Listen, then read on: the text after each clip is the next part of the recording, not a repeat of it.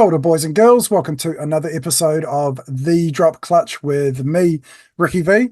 In this series, I'm interviewing as many metal drummers from around New Zealand as I can get to, just to get some insight into what makes these guys and girls tick. Now, tonight's guest is a super dope drummer. I'm a thrash guy myself, so I really dig his style and what his band is putting down. I have Bryce Tozer of Extorted. Bryce, how we doing, bro? Good, man. Good. Thanks for having me on. How you getting on? Fucking woo! Awesome, man. Glad to be talking to you. So, to get us started, please, Bryce, can you tell us a little bit about yourself, about your history? Give us a bit of a rundown. Yeah, sure. Yeah. So, as you say, yeah, my name's Bryce. I play in Extorted. I used to play in Decimated King for a bit there. Um, been drumming since I was 9 years old. Didn't play in bands very much up until sort of I joined DK. There was a couple projects in high school and university and stuff, but nothing major. But no, I've always loved music. My family's a musical family, so always wanted to do something, and drums just sort of was what I landed on. So you said you got started at 9. Was that through school? You said your family's musical, so was it a home influence? What got you started drumming? Yeah, so I was mates with a guy at school at the time who was a drummer. I'd always, according to the parents, as the story goes, always been hitting on pots and pans and whatever and tapping beats out at home. My dad was a drummer as well, so I sort of already had a bit of influence there. But yeah, I ended up at a mate's place after school one day and he had a kit in his shed and I just sat down and started hitting it and that was it. I fell in love, went home that day and told the folks I wanted to play drums and started doing lessons at school the next week. Fuck yeah, awesome. Have you been tutored right the way through, or did you only go for a little while and then take branch out on your own? Yeah, no, I only went for a wee while. So I had a tutor at my school in Rangiora for 2 or 3 years. A fella by the name of Clary Light, who a lot of the Canterbury boys will know. He actually taught my old man as well. He's been teaching drummers in the area for Whoa, years. Yeah. whoa. And then when I moved out to Oxford and they had a fella there called Dave who played in the church band and he taught at the school. So did lessons with him for 2 or 3 years. And then after that, I just was self-taught. I discovered the internet and sort of figured out I could try and figure out what I was doing on my own. Sure. Fuck you, man.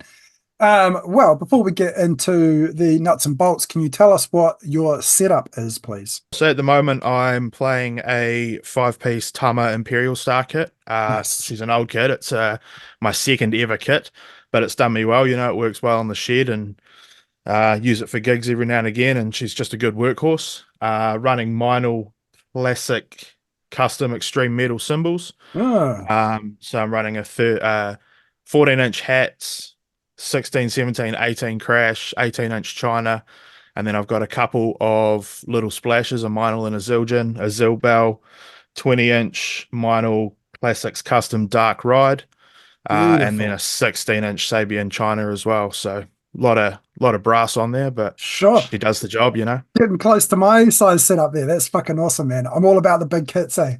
All Yeah, about it. man, 100%. More to hit, more to have fun with, right? Well, that's it. That's it. Especially for somebody as skillfully limited as me, I feel like having the different sounds gives me a broader vocabulary. So that's my argument. Yeah, man, me Now, too. excellent. Can you tell us, please, Bryce, what is your warm up, whether it's for practices or shows, if you even have one? Yeah. So I've got a 20 to 30 minute routine I do before I play anything on a kit. Most shows I'll take a practice pad and stand backstage during the band before us to warm up.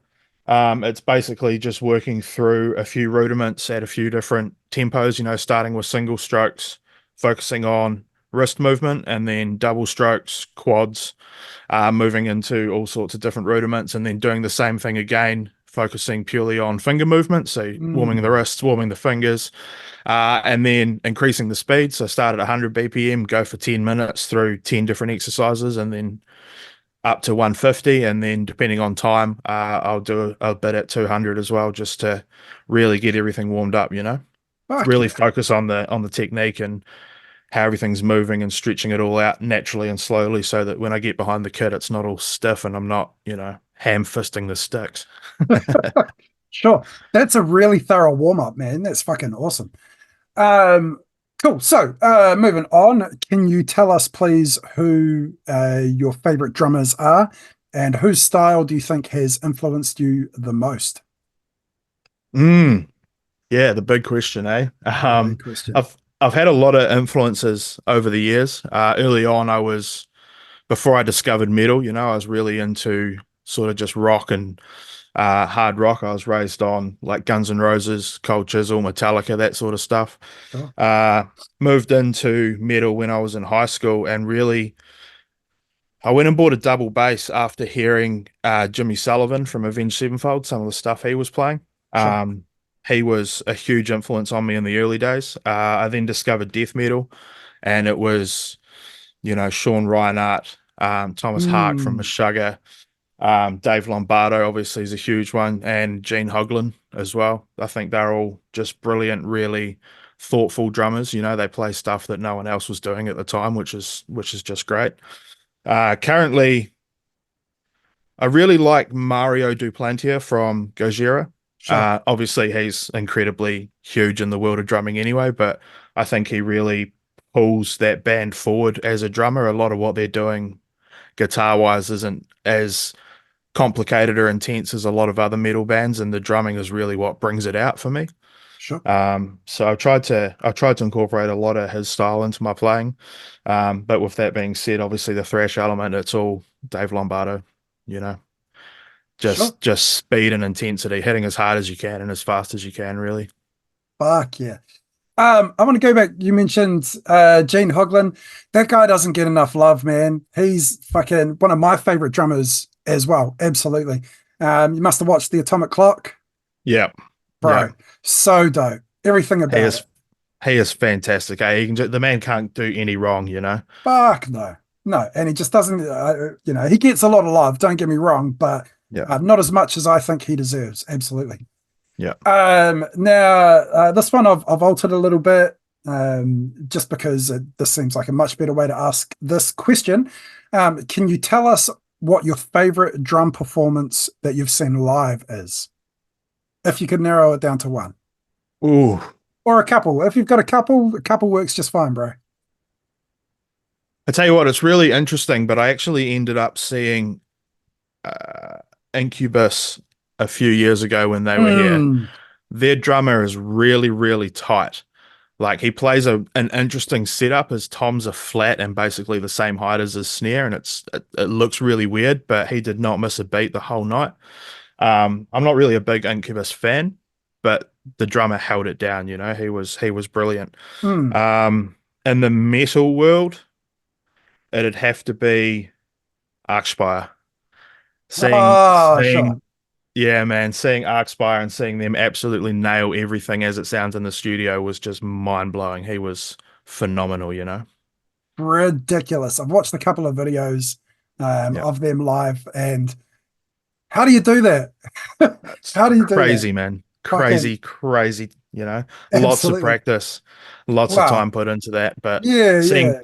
seeing that live in Valhalla and Wellington and being that close to it happening in front of you, and you're like, it's all good to sit down and listen to a record. There's a lot of studio magic you can do, but watching it live is just a totally different thing. Fuck yeah. Uh, I am a big Mike Mangini fan. Hmm. And he talking about practice. He would practice 4 to 5 hours a day every day, even when he was coming up, Yeah. and I'm envious of, like he must have had some sort of financial help somewhere along the way because, there's no way that you could live a full life in terms of being able to afford shit if all you're doing is playing drums all the time. So, to live a life like that, that'd be fucking amazing. I get to Yeah. practice once a week for band practice, and that's it. So, I'd love to have that kind of time on my hands. Absolutely. Mate, it'd be fantastic. I spent when I first joined Decimated King, I spent 3 or 4 hours a day every day after work at the band shed, whether it was with the band or just by myself, um, doing all sorts of stuff and just trying to get to the level required to play that music. I got asked to join DK and I'd never played a blast beat in my life, Oh and that shit. was very blast beat orientated music, and it's still something I struggle with a lot, but putting in that time and effort, you really start to see the progress really quick, it makes it really worthwhile. Fuck yeah. Awesome. Well, moving on. This one is or has been a difficult one for most of the drummers I've asked to answer, which is why I keep asking it. Bryce, how would you describe your style? I don't know. Obviously, it's very, very thrash based. Not just from playing in Extorted. Everything I've written or played has always been very thrash based. Fast skank beats and so on and so forth. But I'm a big advocate for cymbal accents. Mm, A lot of drummers rely on cymbals just for a crash at the end of a fill or to swell up a section or whatever. But splashes, bells, all that sort of stuff. There's so much you can do outside of just crash on the one. Um, so yeah, very very thrash based, but also trying to put in as many little cymbal splashes and bells and accents as I can. Trying to riff, I guess, trying to match a riff on a drum kit. I feel you there, man. 100%. So you've been with Extorted for a while now? Yeah, coming up probably 6 to 7 years at this point. Yeah. Holy shit. That is a fucking time, man. So you will have been a part of the writing process. Can you tell us what that is? What does the writing process look like for Extorted? Yeah, so that's actually quite an interesting one. The original set list we played was all some of it was written when I came into the band already. Some of the boys had ideas for riffs already. And I just came in and they said, "Look, put drums to this. We're going to turn it into a song." So that was a new experience for me. The current set list we play was basically majority written by our guitarist Ivan. Well, all the guitar was written by Ivan, the guitarist. Um, but for a long time, it was just him and I in the band.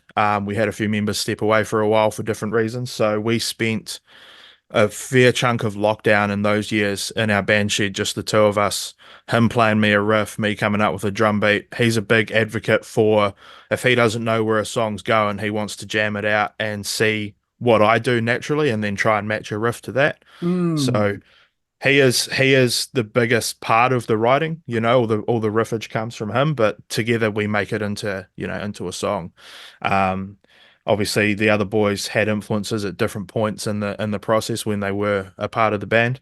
But yeah, for us we just sit down and nut it out. We're big fans of just jamming to see what happens. Our whole setup is recorded. Everything we play, we record, because it's Oh. real easy to play something awesome and then go, shit, what the hell was that? Yes. In Teeth and Nails, we call it saving the file, Yep. for much the same reason. Um, yeah, you'd write something, it'd be awesome, and you'd come back the next week and what the fuck was that? How did it go? So yeah, similar kind of thing. I definitely feel you on that. Recording everything, saving the file, super valuable. Um, Absolutely. Absolutely. So now, Bryce, we move on to a game I call First, Last, Best, and Worst. So this is where you tell us about the very first show that you ever played, the last gig that you had, what your best show was that's open to interpretation, and worst show that too is open to interpretation. We'll get to that in just a minute. But can you start us off, please? What was your first show that you ever played? Yeah, so the first time I ever played in front of a crowd was for a performing arts assessment at school. I played with three or four dudes that I obviously went to school with. We did a few cover songs.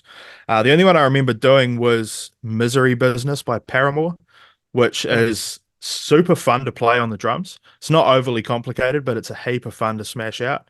And I remember our guitarist had the classic red and black death metal distortion pedal that he'd left a lead plugged into for a couple days. And so halfway through the song, the battery went dead and we played the oh. rest of the song clean.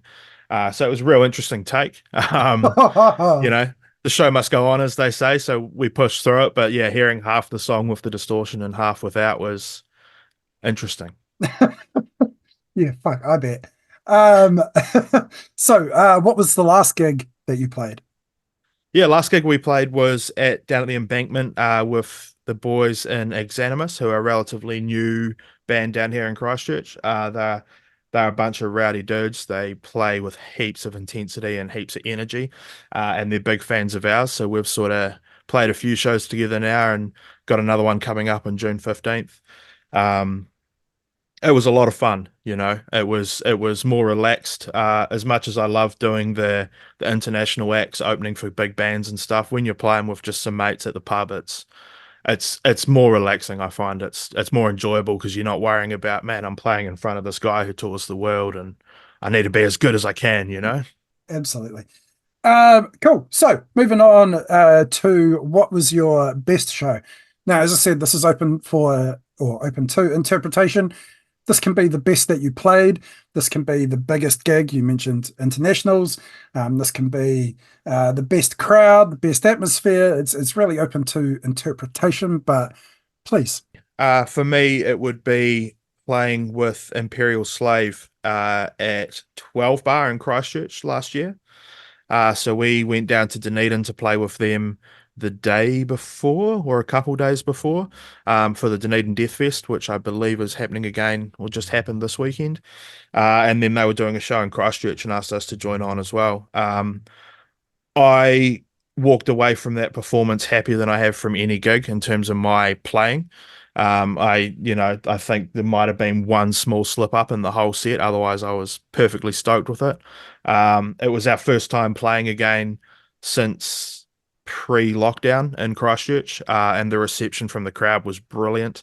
People really got into it. We had people stage diving and moshing hard. No one knew the songs because it was all new songs, but everyone got real into it. And I just walked away feeling really, really happy about it. You know, it was such a fantastic gig. Fuck yeah. How good are Imperial Slave? Matt Mate, Wright they on the are drums. awesome. Ah, Matt Wright is a machine, dude. He is ah, so fantastic. Watching him play, obviously they'd put out their first I think it was the first album last year when they were touring. Might have been the second. I'm second. unsure, but yeah, Second yeah. was last year. And we'd heard the album like, yeah, this is cool as, but seeing him actually lay it down and just nail it live. It's particularly two shows in a row, right? Like you expect someone to have a few slip ups or play things slightly different, but dude nailed it, man. He was fantastic on the kit. Absolutely. What a phenomenal drummer. I'll sing his praises until my fucking last breath. And I just want to touch on you mentioned about playing a good show, only one slip up. There's the line that I hear the most is, nobody in the crowd knows. And as a drummer, I'm like, all the drummers in the room know. And, Yeah, whenever I mess up, I'm not worried about the people at the front moshing. I'm not worried about the bar staff. I'm worried about the drummers in the room looking at me and I can feel their eyes burning on me. Do you get that sensation as well? 100%. 100%. Yeah, it's the first thing I do walking up on stage is take a quick look around the room and you're like, man, I know at least six people here that play drums. Like They're going to see it's everything. yeah, yeah, yeah. Look, I find particularly in our scene, in the metal scene, everyone's really nice. You know, everyone's really supportive. No one comes up to you and is like, bro, that was shit. Like, what are you Oh, doing? no. That was a great Um, show, bro. yeah, yeah, yeah. I'd prefer honesty over just, man, that was mint. You know, like I have had people, John T, who was the old drummer in Decimated King. He was really good for it because he knew our set front to back, both Decimated King and Extorted. He'd come up and be like, man, you absolutely nailed that, but like bar 64 of the song, you didn't play that right. And you're like, yeah, I know, man. I knew you'd pick up on that, you know, but the honesty's good. I don't think you can grow as a musician if everyone's just being nice all the time, you know. No, Um, that's right. with that being said, yeah, our scene's really supportive, and you do get the nerves of, mate, there's so many drummers here, but you know that they're all just going to be watching what you're doing and interpreting it their way and trying to pick up on little different things that they may not have seen before or Sure. might help them within their own music, you know. Sure. We are getting to the worst show part, but I just want you to expand on that a little bit because right now in Christchurch in particular, but down south, the whole South Island metal scene is just growing and growing and getting bigger and bigger. Can you tell us a little bit about your perspective of that being down there? Yeah, it's really cool to see, you know. I think I touched on the boys in Exanimus. They're all sort of 20-year-old younger dudes than us, like the next generation sort of thing. And it's good to see new guys like that coming through. It's good to see more people putting themselves out there and just getting up on stage and doing it. Mm, Um, the scene down here, as long as I've been a part of it anyway, has always been really cool. But to see it grow is it's fantastic. You go to a show and you know just about everyone there, and you could probably say that 80% of the people in the crowd are in a band or have played a show, or it's great to see. It's great for so many people just to be putting themselves out there and making music. fuck yeah. All right. And now we move on to worst show. So again, open to interpretation. This can be the worst that you played. This can be the worst kit that you had. This can be the worst thing that happened on stage, the funniest thing. It's open to interpretation, but please, you already mentioned the distortion pedal fucking out. So if we put that to the side, what is the worst show for you, please, Bryce? Yeah, so it was 2018, I believe. It was one of Extorted's first, if not the first, international support slots, playing with Disentomb from Aussie. Sure. Um, I, being a bit younger and a bit less experienced, thought that it was okay to go and get really pissed up before the gig. Oh, And we're at the flat, and I think I went through 4 bottles of Scrumpy before going to the show. And so I run a stick caddy on my hi-hats that carries 4 pairs of sticks. And at the end of every song, I was picking every stick up off the ground, oh, refilling the caddy, and just I couldn't hold a stick, I couldn't hold a beat. Like we got through it, and my bandmates knew, and they gave me shit for it. And that's the reason that to this day I don't drink at all before a show. I might have a beer while I'm playing, but mm, beforehand, full sober, focused on the job. I walked away from that feeling like a right dickhead. So mm. never Oh again. yeah. Oh yeah, absolutely. All right. So, moving along now, um, where will if people want to look up Extorted, if people want to find your music, where would they go? Yeah, so obviously we have the Facebook, Instagram, those sorts of socials. We do have a Spotify page with an EP on there from quite a few years ago now. It's not something we really promote anymore. We don't play those songs anymore, and Mm, the EP itself could have been done better. It was a learning experience for all of us. We did it entirely in-house. And I'm happy with it. I think the music's really cool. I just think the production's a wee bit lacking, as we all do. But yeah, no, there is a Spotify. It's worth following. There is an album coming very, very soon. So it's definitely worth jumping on there and giving the page a follow. Same with the Facebook and that. We do have a YouTube channel, and also a TikTok. Although I'm not really big on the TikTok, so we haven't done much on there. But you got to have the socials, right? sure. Yeah, absolutely. We'll go with that. All right. Well, Bryce, we are now at the very end of the show. So this is where you get to make any plugs for anything coming up. You mentioned a gig and a potential album. Please expand on those and also make any shout outs to any people that you want to make shout outs to. Bryce, the floor is yours. Yeah, cool. All right. So June 15th, down at the embankment, with Exanimus and Desecration, we will be playing. That's going to be a rowdy night. Both those bands are fantastic. Both are good friends of ours. So well worth coming down, checking it out. We'll have some merch for sale as we always do. Like I say, there is an album coming, so keep an eye out for announcements around that. Recording process is done, so we're working on everything else in the background now. Uh, I want to throw a huge shout out to, and I've already mentioned him, but Jonty Verkerk. He's been a huge inspiration and a huge help to me with my drumming and learning how to be a drummer in a live band. Also, all the boys in Extorted. Without them, I wouldn't be here talking to you. I absolutely love making music with them. They're all fantastic guys, and I really, really like the product we make. Fuck yeah. Um, yeah, no, look, that's it, man. I just, shout out to the whole Christchurch metal scene. The shows are always awesome. The people that are always at every show are brilliant. Big shout out, obviously, to Val from Valhalla because he makes everything happen around the country. All the big shows are thanks to him, and obviously Jacob Sisson from Sisson Inquisition Mm, Media too. he's put us on a few shows, and I'm sure will be putting us on a few more, and has always been super supportive. So big thanks to all those people.